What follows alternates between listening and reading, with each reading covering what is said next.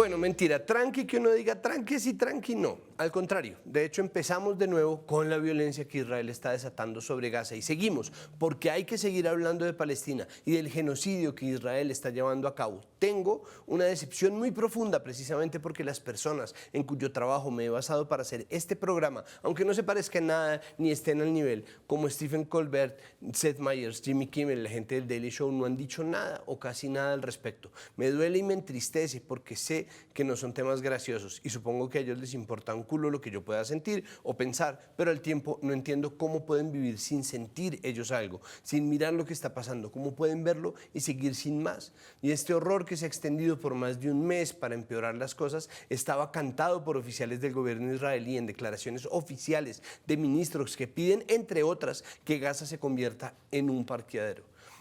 que sigue cada uno de los pasos de un genocidio y que la gran mayoría de la gente reconoce como tal, salvo las entidades oficiales y los medios adscritos a ciertas líneas narrativas y a ciertas instituciones que se están volviendo imposibles de sostener, como la tontería de que Israel es mejor país por tratarse de una democracia. ¿Cuál democracia? ¿Cuál es la democracia? ¿Qué está funcionando ahí? ¿Cómo se recupera una democracia de haber esgrimido la legítima defensa como argumento para asesinar más de 10.000 personas, entre ellas 4.000 niños? Sin ir más lejos, empezaron a implementar una ley que manda a la gente a la cárcel por consumo pasivo de contenido afín al terrorismo, que básicamente quiere decir que ahora en Israel pueden encarcelar a una persona por ver videos de lo que está pasando en Gaza o leer noticias que son contrarias a las narrativas de Israel, que la semana pasada escalaron a niveles ridículos, porque el mismo país que sostuvo que las bajas civiles eran daño colateral, que ha dicho que bajo los hospitales, las escuelas y en las ambulancias se esconden terroristas de Hamas, como si eso justificara que se los bombardeara, ahora quiere hacernos creer que todo el daño que han hecho es producido en realidad por misiles de Hamas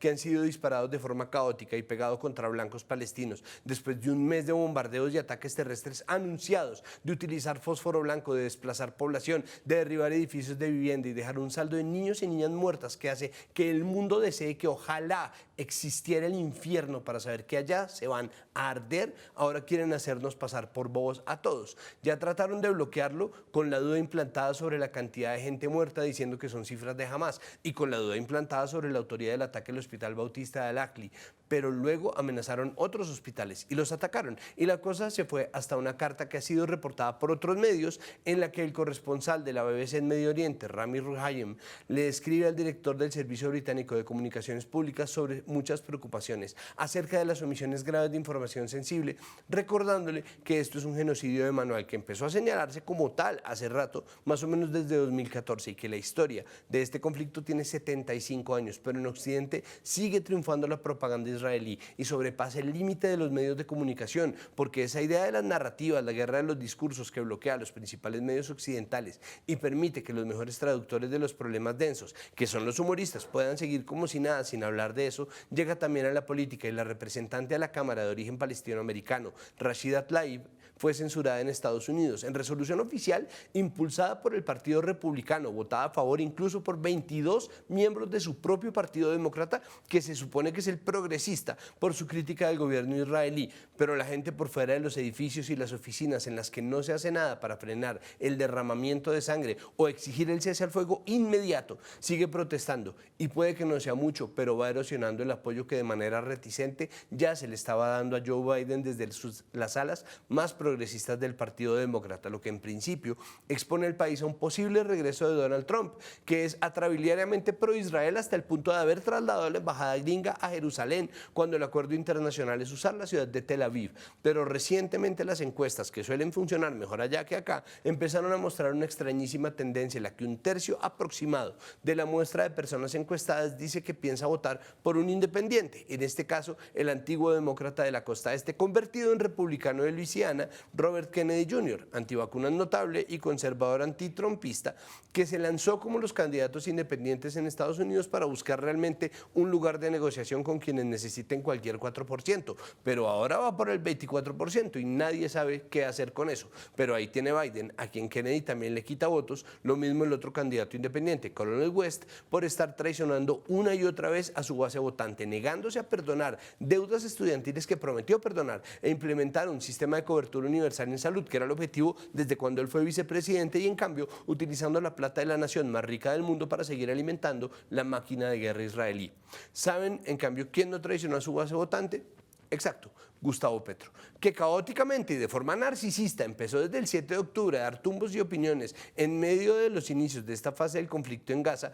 pero que nunca abandonó una posición clara de rechazo ante la excesiva retaliación, posteriormente castigo colectivo, posteriormente acción criminal de guerra, criminal de lesa humanidad y violencia genocida del Estado de Israel. Porque las cosas hay que llamarlas por su nombre, pero claro, si Petro pierde votos y apoyos, realmente no es por eso, porque de nuevo tener razón no es tan útil como uno cree, Gustavo Francisco. Se agradece estar en un país que toma partido contra el genocidio, pero hay más que eso en el caos político colombiano. Por ejemplo, la columna de opinión en forma de carta abierta, solo para suscriptores de Cambio, escrita o bueno, enviada este fin de semana por María Jimena Duzán, el fin de semana pasado, a quien solo le ruego que no vuelva a pifiarse así en puente, porque me queda muy difícil reseñar estas cosas con una semana de atraso, pero que todavía hoy que programamos este episodio sigue siendo una embarrada gigante. ¿Por qué? Bueno, para empezar, porque hasta no tener las pruebas y no poderlas mostrar es lo mismo que no tenerlas, la carta es especulación, y en la especulación, escándalo y estigmatización, es decir, el tiempo, la salud y el estado mental y emocional del presidente sí son de interés público,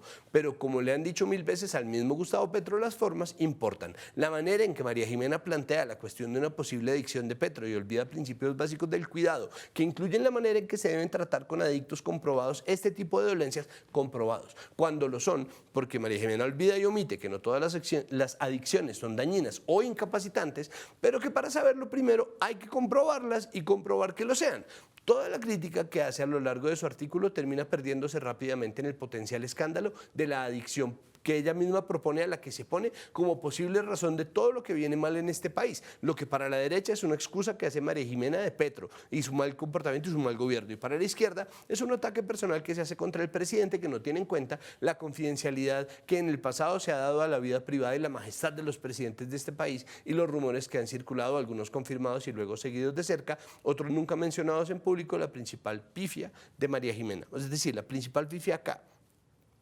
de María Jimena, que es una persona que ha participado en foros en los que se buscó cambiar la manera en que se habla los asuntos del consumo y tráfico de sustancias psicoactivas, y yo lo sé porque yo estuve ahí con ella, es el daño que hace en la conversación, porque enturbia el debate político con más opiniones sin fundamentos visibles para empezar, convirtiéndose en meme. No en vano la respuesta vía Twitter de Petro diciendo que él solo es adicto al café de las mañanas, para luego ver el video de Petro tomando sancocho, que para Miguel Polo Polo, el bobo, es prueba fehaciente de que el presidente está en la mala, jodido. Y claro, esto sí parece configurar una narrativa que muchos están usando para instalar la idea de que una incapacidad presidencial, y ya hay voces pidiendo que se haga una evaluación del Congreso y se llegue hasta donde se tenga que llegar. En esas voces corresponde llegar hasta donde se tenga que llegar, a sacar al presidente aduciendo motivos de salud, y esto sí es un relato y un discurso que apuntala un golpe blando, con lo cual vuelve y se abre la brecha entre quienes ya dan por hecho que Petro es adicto absolutamente y quienes dan por hecho que nunca jamás ha consumido nada y que es una santa paloma, y no creo de ninguna manera que María Jimena esté entre una y otra, pero esta conversación inepta, incompleta y rota es culpa de ella, al menos en estos días. Y claro, también es culpa de Cambio, que publica y publicita este artículo como lo más importante del día, porque sabe que eso les va a traer visibilidad, pero lo hace también a costa de nuestra conversación pública, en vez de hacer lo que cualquier medio serio tendría que hacer, y casi ningún medio hace acá, que es exigir que se verifique muy bien la información que se pone en las columnas sin necesidad de censurarla, porque la edición y la curaduría de columnas de opinión no es censura en absoluto, y no vamos a hablar de eso, que ya se ha hablado demasiado. Podríamos hablar, en cambio, de la reforma a la salud, que sigue en cruentos debates en el Congreso y en donde no se sabe si se está aprobando en bloque o si se está desaprobando en bloque, porque hay que leer de ambos lados. Y hay quejas de lado y lado, pero ante lo que parece un clima favorable a la aprobación, se ha antepuesto la estrategia de romper el quórum por parte de los partidos de oposición. Y ahí es importante decir que esa es una estrategia legítima, y que aunque se debería debatir el asunto en el Congreso, pues el asunto en el Congreso realmente es de números y no necesariamente de numeritos o papelones, como el que mandó el manguito moderno, el influencenador JP Hernández, que le sacó a la lista de mercado completa a Petro y a Francia y mostró los gastos y la cantidad por rubro gastada, lo que dio en que una parte de la opinión, esa que están pensando, llamara a escándalo, y la otra parte saliera a decir que no es nada, más allá de la preocupación por la adicción del presidente, al que eso yo solamente les propongo supongo que esperemos, porque las cifras sin contexto son inútiles, como él, y desinformativas, como él. ¿Cuánta gente come con eso? ¿Para cuánto tiempo debería rendir ese gasto? ¿Cuánto cuesta en realidad cada cosa y cuánto cuesta con el IVA? Pero es que Mango P no quiere saber de eso. A él le interesa es empañar o viquiciar la conversación y por eso además arremete contra los impuestos a las bebidas azucaradas y comida ultraprocesada, que no tiene nada que ver acá, mostrando que en la cuenta del DAPRE hay mucha comida azucarada y ultraprocesada, y sí, pero no entiendo qué importa que así sea si lo que estuviera pagando, es decir, si el gobierno lo pagara saltándose el impuesto, vaya y pase. Pero acá no hay problema de nada. El punto siempre ha sido que no es moralmente reprobable que se consuman estos productos. Nadie los está cancelando. Lo que es reprobable es que la gente pobre no tenga más chances que comer basura porque la venden barata y la publicitan como si fuera fruta, cuando no es fruta, y la disuasión por medio de impuestos se ha probado efectiva en muchas partes del mundo. No es la única medida, no funciona solamente el impuesto, pero es importante que exista. Y el problema, en cambio, es que persista la inflación, que nada tiene que ver en todo esto. El tema, que es la bendita reforma a la salud. Y ese tema ahí sí tiene unos bemoles muy complicados. Es decir, se trata de un proyecto que las voces expertas han insistido en señalar como problemático. En este espacio y en el podcast Capital Político hemos hecho extensas entrevistas para hablar sobre el tema, desde la primera versión hasta la más reciente, y desde todos lados están pidiendo que se archive y se revise. Yo no defiendo ni he defendido jamás a las EPS, como nunca lo han hecho muchas de las personas que están pidiendo desde su conocimiento integral en los sistemas de salud que se modifique este proyecto. Y creo que es ahí donde valdría la pena pasar de nuevo a debatir antes de radicar, porque una vez radicado quedamos sometidos al juego de las mayorías, de la ley Quinte, de los JPs y sus tonterías sin fin, y eso también es actuar de espaldas a la gente, sea lo que sea. El trámite sigue su curso y tendríamos que estar pendientes de él, así como de los cálculos políticos que se hacen de manera paralela a la rama legislativa. Si bien el presidente convoca a 14 gobernadores electos afines al proyecto político del gobierno a una reunión que ha sido criticada por enviar el mensaje que excluye a las voces opositoras cuando el gobierno es de todos. Y sí, pero es decir, es importante que el gobierno gobierne para todos, pero esa reunión no está hecha necesariamente para eso, ni hay pruebas de ello. De la opinión sí vamos a hablar, o bueno, en parte, porque nuestro tema es la paz total, una de las agendas cruciales del gobierno de Gustavo Petro, que ha seguido todos los devaneos y pasos erráticos de sus propias comunicaciones, hasta el punto en que el mismo presidente algún día salió a decir que la paz total nos la inventamos en los medios. Eso es una mentira gigante, sobre todo porque muchos medios y opinadores del estado de opinión han estado, al contrario, buscando desmantelar la paz total. Por eso, en parte, parece que estamos frente a una nueva crisis de este proceso, que en realidad son muchos procesos y hay gente pescando en río revuelto. Cuando no, Francisco Barbosa, Vicky Dávila, Germán Vargas Lleras y sus congresistas y María Fernanda Cabal y su partido, todos diciendo que se acabó, que ya no más, que fracasó, que se someta a plebiscito, que es momento de decretarle la muerte. A ver, ¿cuándo fue? No es en vano que haya dudas, eso sí, porque el ELN secuestró al papá de Luis Díaz, a quien ya liberaron el jueves en la tarde, pero que secuestraron sin darse cuenta y cuya liberación demoraron mucho más de lo que aguantaba una opinión pública que no los quiere, que no confía en ellos. Y por el otro lado, aduciendo falta de garantías, el Estado Mayor Central de las FARC, de Iván Mordisco, se para de la mesa y se va a consultas internas cuando era muy poca la gente que creía en ellos y en sus intenciones de paz. Esto pone en el centro de la problemática al ministro de Defensa, Iván Velázquez, y su capacidad de reaccionar y de poner la presencia del Estado, al alto comisionado de paz, Danilo Rueda, y su capacidad de soltar procesos que está microgerenciando y echándose todos a las espaldas, y por supuesto la presidencia de Gustavo Petro. Nosotros queremos saber cuál puede ser el futuro de este proceso, cómo se puede salvar y qué tanto de lo que ocurre es una narrativa o una crisis inventada